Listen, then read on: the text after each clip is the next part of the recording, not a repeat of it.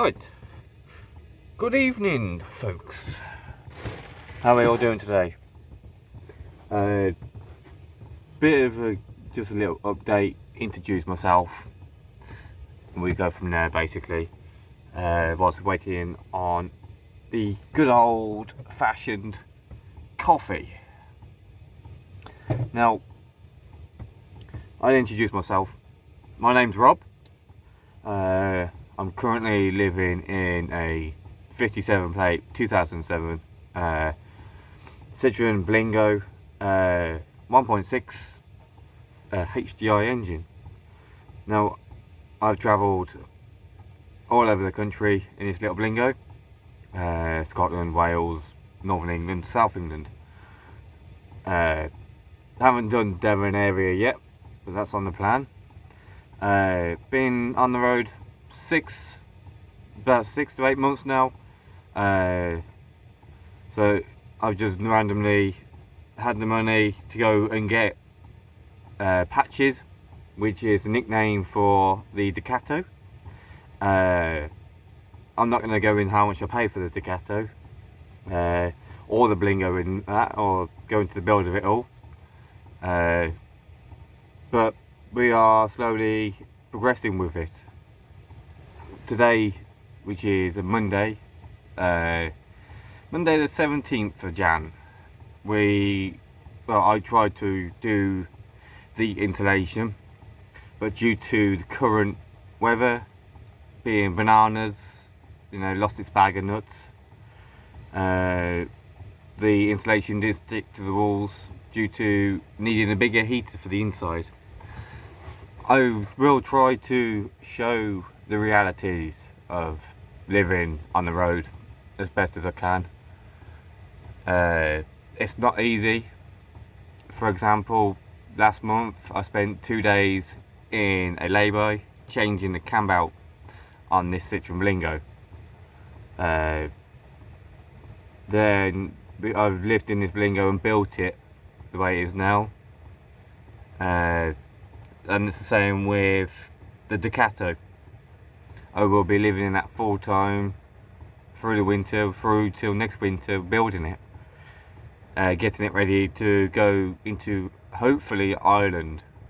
That's the plan for early next year, is Ireland for a month, come back, do Scotland for another month, then back into full-time work to pay for any more ventures like going into Europe.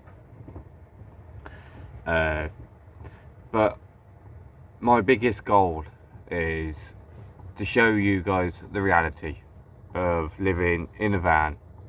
You can get a load of people that ask you questions. The most common question is, how do you wash? How do you go to the bathroom? How do you do the basic stuff? The easiest answer is, how do you do it in a house? That's all you gotta say to them. How do you do it in a house? If you can do, my answer is to a lot of people is, I do everything in the house, in my van, that you can do in your house on a small scale. As you want to wash, this time of year it's baby wipes, and I've got some shower gel. I've got some water for doing the hair, hands, whatever. But it depends. At the moment, I smell like bleach if I'm working in the van. Another question, just 1 second. Another question is, how do you work? Well, I work full time as a delivery driver. If I lean back, I'm getting my head out the picture. I work full time as a delivery driver to make ends meet. But you'll get the odd full-timers who have the money what can back them and just want to travel. They're the people that tend not to really last that long on the road, because they've really got the money, they've really got the big van, and all they want to do is just travel. There are a few that travelled and then decided to stay full-time on the road. And then there are a few that have failed.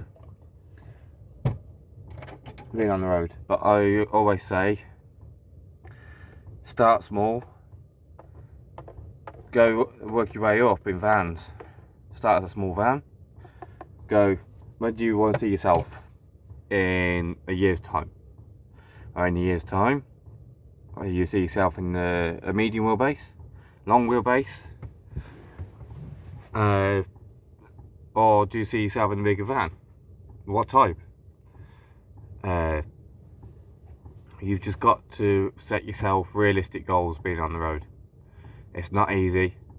You see every other YouTuber in nice sunny places. Some of us don't show that side of it. The full-timers who would go, no, we're in a lay-by, it's dark, gritty, cold, wet, but we've all got to get on and fix the van. We've got to make sure it gets to the next park up, make sure it can get to work. But not many YouTube van lifers that are full-time will show you the nitty-gritty. They will only show you the travel side of things. Look at us, we're going to a nice pretty place in the Lake District, nice pretty place in Scotland, but they won't show you the harsh realities of living on the road. If you're from Worcestershire area, where I'm from, I'm not going to say the exact location, 9 times out of 10 you get the grumpy police officer coming up to you and asking you to move on, or you get the locals phoning the police to make you move on, and the police won't ask you nicely either. The easy answer to them is, okay officer, I'll go. Legally you can go to the next lay-by 10 minutes down the road and they're not allowed to move you on for 24 hours. I've been moved on twice now. So, first month on the road, very hard, because you didn't know where to stop, you didn't know where to go, you don't know nothing. 6 months down the line, you know, I set myself a yearly goal, big van, within my first year. Set my yearly goal, got my big van, got the Fiat Ducato. And that's even with travelling and working full time. Question 2 that I get asked a lot is, why do you do it? Why do I live on the road? I think the easy answer is, I'm 25. The price of insurance on vehicles is ridiculous.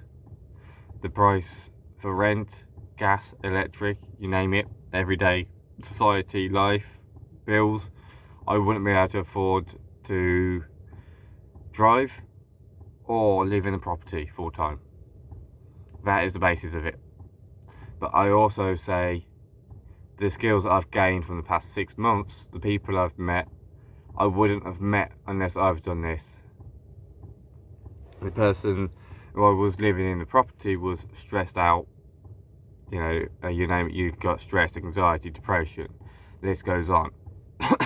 Worrying where your bills are coming from, for example. Week 1, alright, okay, this week I've got £400 worth of bills coming out, where the hell's the money coming from? You know, you work 2 days now just to pay for a full tank of petrol or diesel. You know, then your third day goes into your tax. So you're only working for 2 days for yourself out of 5. You know, you can't do nothing out 2 days' wages left for yourself. You're ending up with £20, £30 in savings, depending on the job you're on.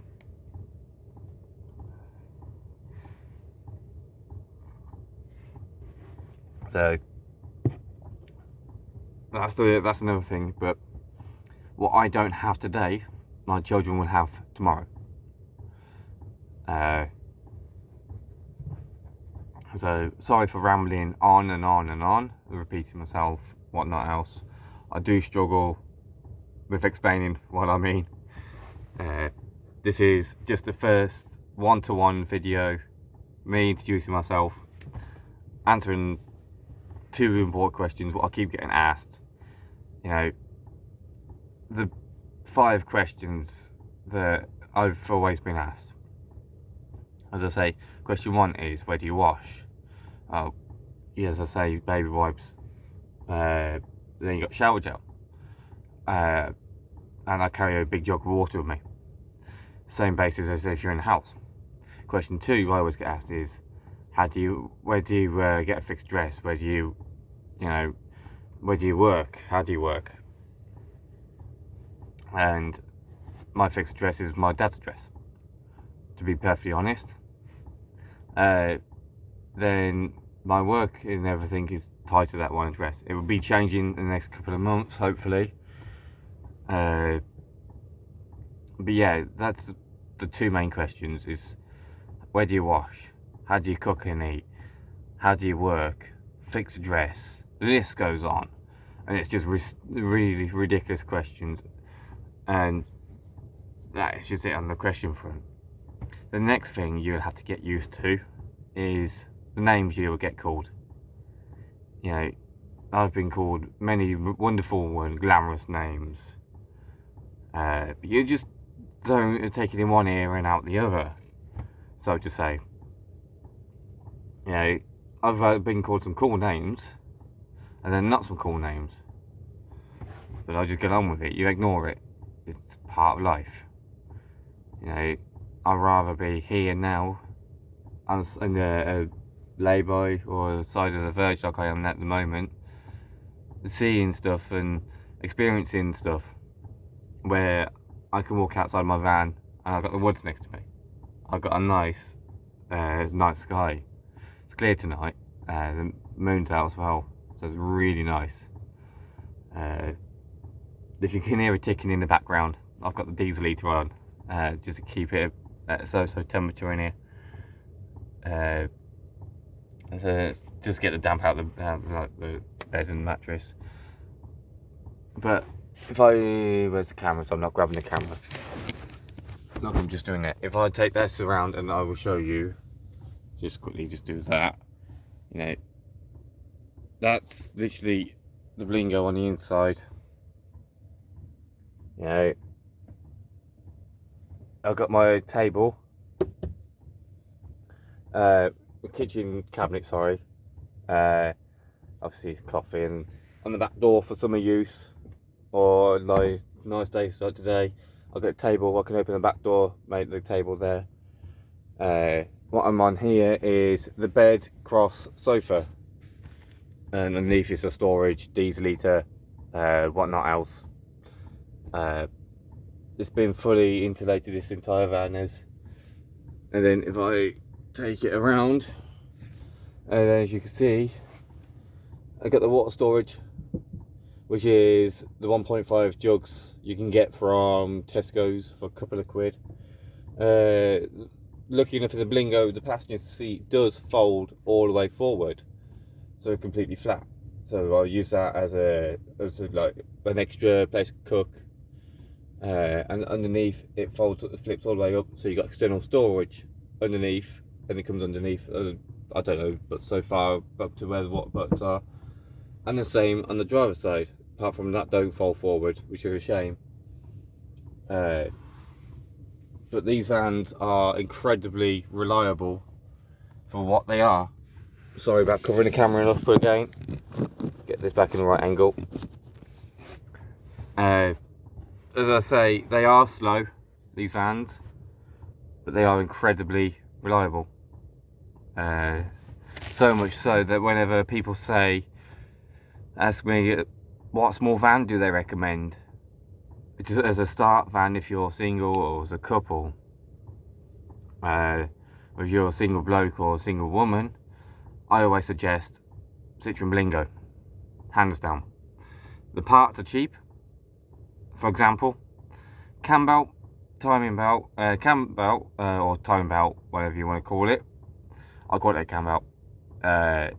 If you buy the kit, which is the belt itself, the pulley, the tensioner, that's £33.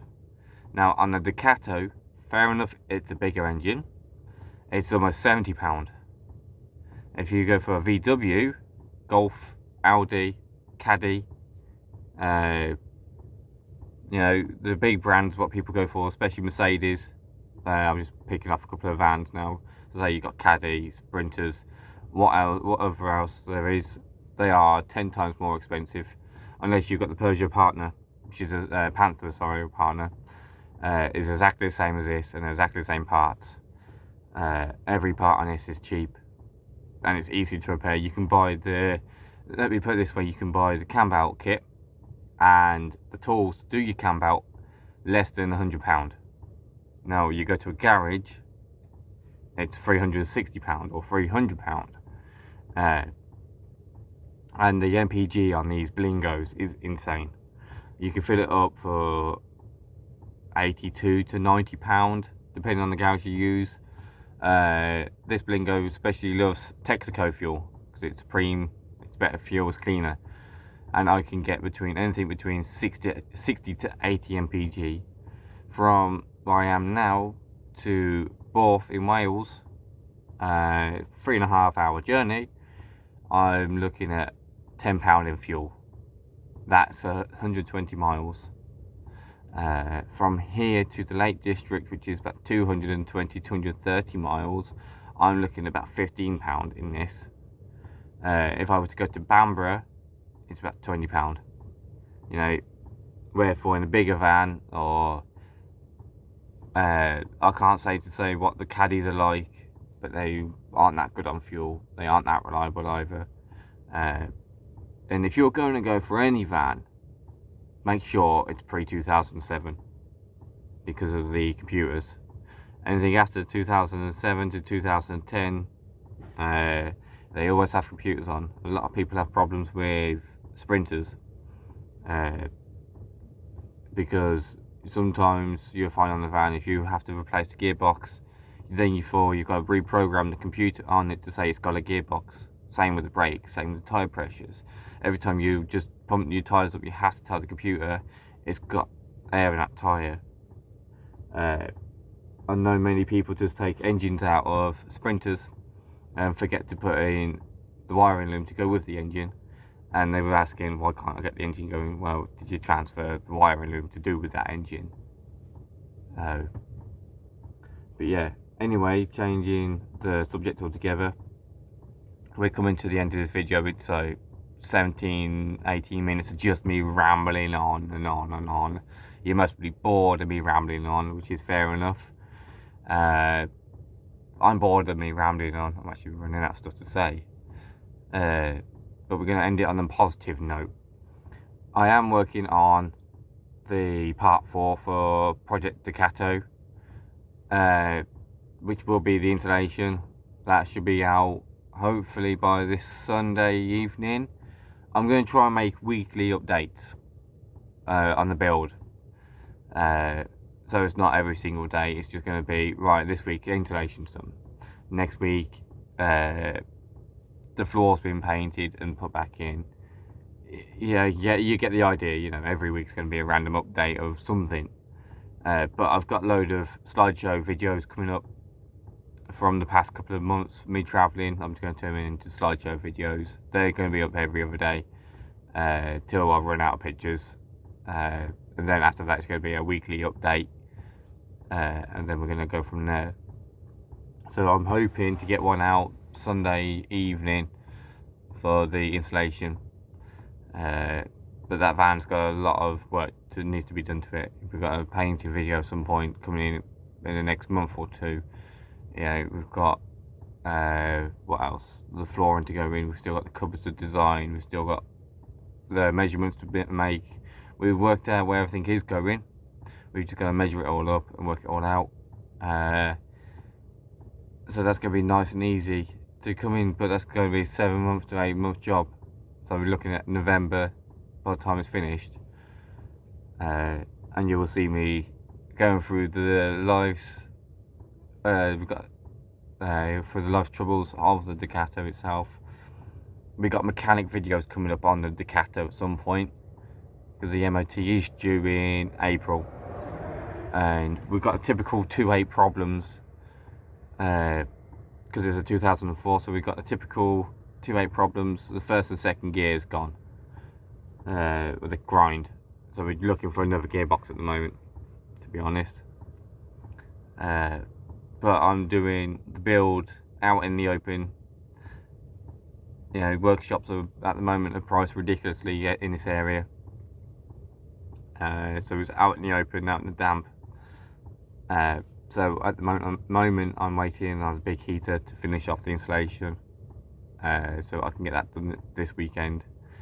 As unfortunately the Blingo is selling up for sale, and it is going Saturday, and I'm gonna be full-time in the Kettle from Saturday evening. I'm trying to think then. And it's not anywhere near livable at the moment. So I've got a lot of work to come, and I'm also working full-time as well. But anyway guys, sorry for rambling on for 22 minutes, but this is just literally to introduce myself. We just have a ramble on, and we will try to give you updates as we go along. There might be some shorts, might be some whatnot. There will be a couple of videos coming up. Alright guys, have a nice evening or a nice day, depending on where you are in the country, time, whatever. But have a nice time anyway, and I will see you soon. Thank you guys, goodbye.